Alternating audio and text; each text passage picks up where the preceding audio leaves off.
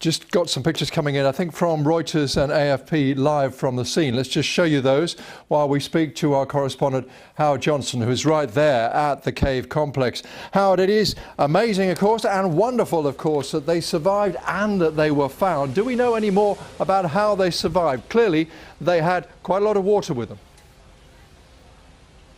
Yeah, what we understand is that before they went into the cave complex, they were planning to celebrate a birthday party and had taken in some food with them. So the feeling is that they had a bit of food with them, obviously lots of water, it's free flowing, so it's potentially drinkable.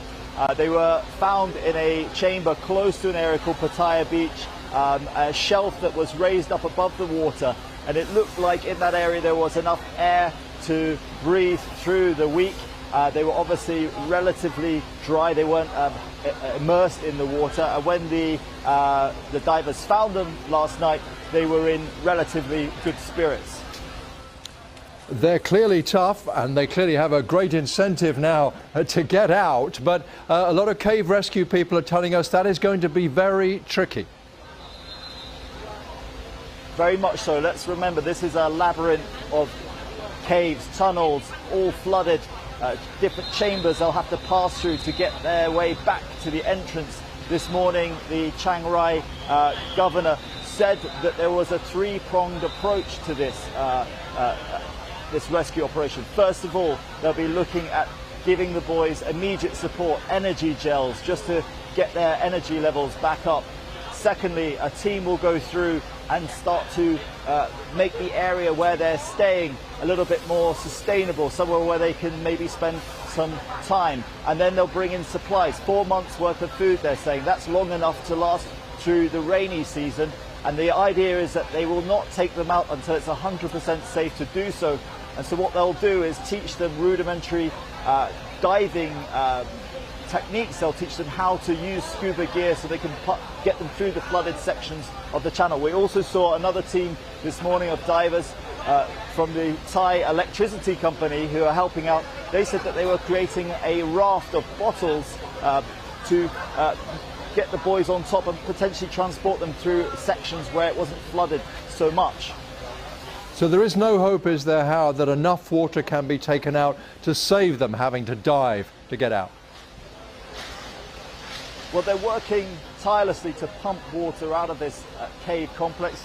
Just down the hill here, there's a huge super jet pump pumping out water at a rate of 10,000 litres an hour. They say that the water level reduces by a centimetre an hour, but what we're also seeing is that it's raining again here, and the fear is that on Wednesday it's going to become torrential.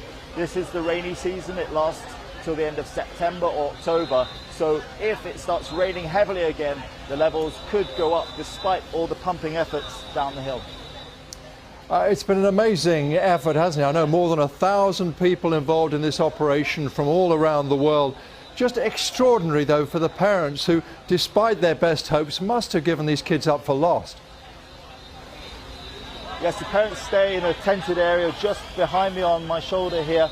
They have been looking absolutely forlorn, panic-stricken at times. Today there's a little bit more relief for the families. Last night there was whoops of joy. One grandmother came forward and said that she wanted to thank the authorities for never giving up. Let's not forget, the King of Thailand said he wanted to put everything that the country had behind this operation. The Thai Prime Minister came down here to meet the family members and to talk to them, talked about meditation. He talked about giving them all the support that the country has. Even prestigious monks came to visit the families, but they'll have to wait now again until the boys can get out of the complex, and that doesn't look like it's going to happen anytime soon. So as you said, they could be down there now for months, but the hope is that the water levels can at least be controlled, is it?